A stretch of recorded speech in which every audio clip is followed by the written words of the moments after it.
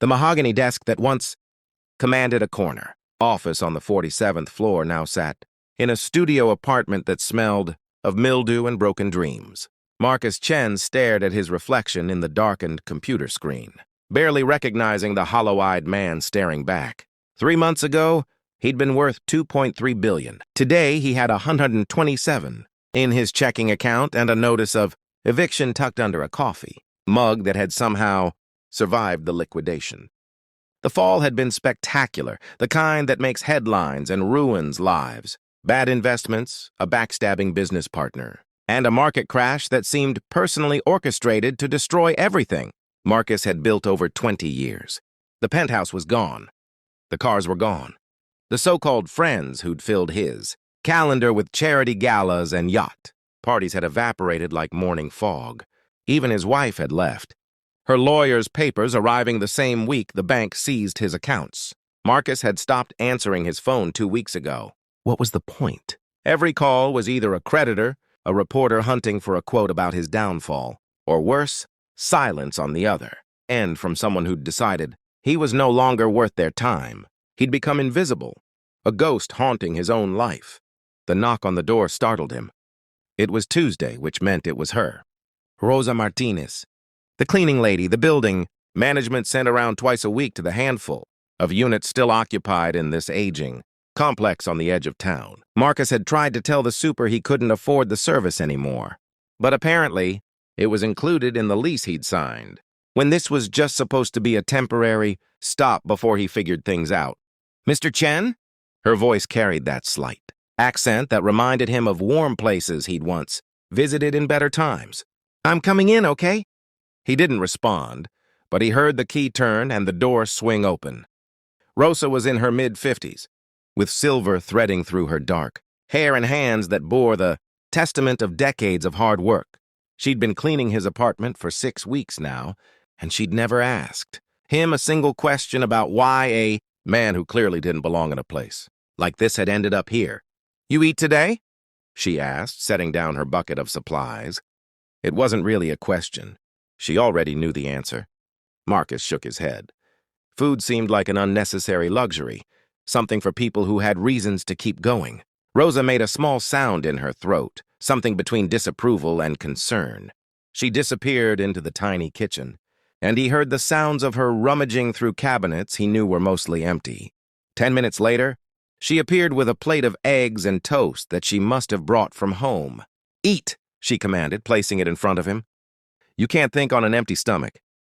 "I don't want to think," Marcus said, his voice rough from disuse. "Thinking is what got me here." Rosa pulled up the only other chair in the room and sat down across from him, her dark eyes steady and unafraid. "No, pride is what got you here. Thinking is what's going to get you out." Something about the directness of her words, the complete absence of pity or judgment, made Marcus actually look at her for the first time in weeks. "You don't understand," he said. "I lost everything. Billions of dollars gone. My reputation destroyed. My family, my friends, my entire life just erased." "I understand more than you think," Rosa said quietly. 20 years ago, I came to this country with my daughter. We had 2 suitcases and $200. My husband had died, and I had no family here, no job, no English. You know what I had?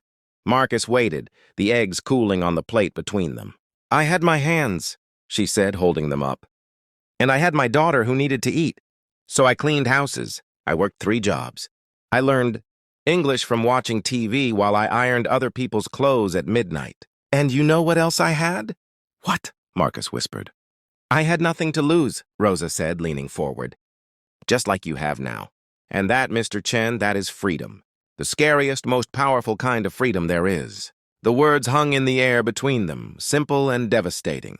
Marcus felt something crack open inside his chest, some calcified shell he'd built around himself since the world had crumbled. "I don't know how to have nothing," he admitted, and suddenly tears were burning his eyes. "I don't know who I am without the money, without the success. I built empires. I employed thousands of people. And now I can't even pay for my own groceries." Rosa reached across and pushed the plate closer to him. "Then you learn. You think you're the first person to lose everything? My daughter, she's a doctor now. You know how that happened? Because I cleaned houses for people who had everything. And I never once believed that my hands were worth less than their college degrees. I taught her that your worth isn't in your bank account. It's in what you do when you have nothing. Marcus picked up the fork, his hand trembling slightly. The eggs were simple, probably just seasoned with salt and pepper, but they tasted like the first real thing he'd eaten in months. The company I lost, he said between bites. We were developing affordable housing technology, 3D printed homes that could be built in days instead of months, for a fraction of the cost. It was going to change. Everything for families who couldn't afford traditional housing. But when the funding dried up, the patents got sold to the highest bidder, and now they're sitting in some corporate vault gathering dust. Rosa tilted her head, studying him. So you're telling me you know how to build houses for people who need them, and you're sitting here feeling sorry for yourself? I don't have the money to— Stop, Rosa interrupted, her voice sharp. Just stop. You think money is the only resource? You have knowledge. You have experience. You have connections to people who could help. Even if they won't return your calls right now, what you don't have is the courage to start again from nothing. The words stung because they were true. Marcus had spent 3 months wallowing, convinced that without his fortune, without his reputation, he was worthless. But Rosa was right. The knowledge in his head, the skills he'd developed, the vision he'd had for helping people, none of that had disappeared with his bank account. I wouldn't even know where to start, he said. But there was something different in his voice now. A spark, maybe. A question instead of a statement of defeat. Rosa stood up, returning to her cleaning supplies. You start with one person. One house, one day. That's how I started. That's how anyone starts. She paused at the door to the bathroom, looking back at him. And Mr. Chen? You start by remembering that the people you wanted to help, they're still out there. They still need what you know how to build. Your bank account changed. Their need didn't. Something shifted in Marcus in that moment. Like a door opening in a room he'd thought was sealed shut forever. He thought about the single mothers like Rosa might have been once, working 3 jobs and still unable to afford decent housing. He thought about the veterans sleeping in shelters, the families living in cars, the students drowning in rent they couldn't sustain. His personal catastrophe had been epic, yes, but the problems he'd wanted to solve were so much bigger than his wounded ego. Over the next week, Marcus did something he hadn't done since his empire collapsed.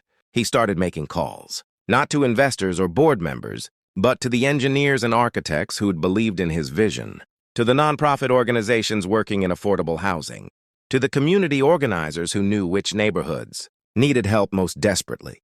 The responses surprised him. Not everyone had forgotten.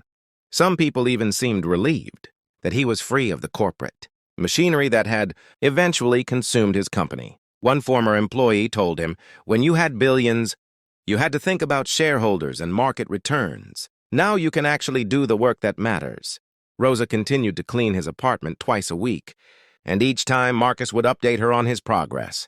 He was designing a pilot project, a single home to be built using reclaimed materials and volunteer labor, incorporating the core technology he developed, but stripping away all the expensive extras that had been added to appeal to investors.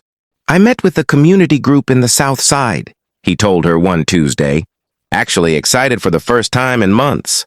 There's a veteran there, disabled. Been on the waiting list for accessible housing for 3 years. If we can build him something in 2 weeks using my designs, it'll prove the concept. Rosa smiled as she dusted the bookshelf he'd salvaged from a thrift store. See, one person, one house, one day. The build happened on a blistering weekend in late summer. Marcus worked alongside volunteers. His expensive Oxford education, mixing with the practical knowledge of contractors and community, members who knew how to make things happen, without massive budgets. His hands, soft from years of signing deals instead of swinging hammers, blistered and bled. His back ached. He'd never felt more alive. When they finished, when James Walker, the veteran, wheeled himself through the door of his new home with tears streaming down his face, Marcus understood something Rosa had been trying to tell him all along. The billions had never been the point. The power, the prestige, the corner office, they'd all been distractions from the actual work of helping people. 6 months later, Marcus stood in front of a small group of donors, not in a boardroom but in a community center that smelled of coffee and possibility. His pitch was different now. He wasn't promising returns on investment or market disruption. He was showing them photos of James in his home, of the 3 other houses they'd built, of the waiting list of families desperate for a chance. I used to measure success in billions, he said, looking at faces that included some of his former friends who'd ghosted him during his fall. Now, I measure it in keys handed to families who've been waiting years for a stable home. We're not going to make anyone rich doing this work, but we're going to change lives, one house at a time. The funding came, smaller than what he'd once commanded, but enough. More importantly, the volunteers came. The communities came.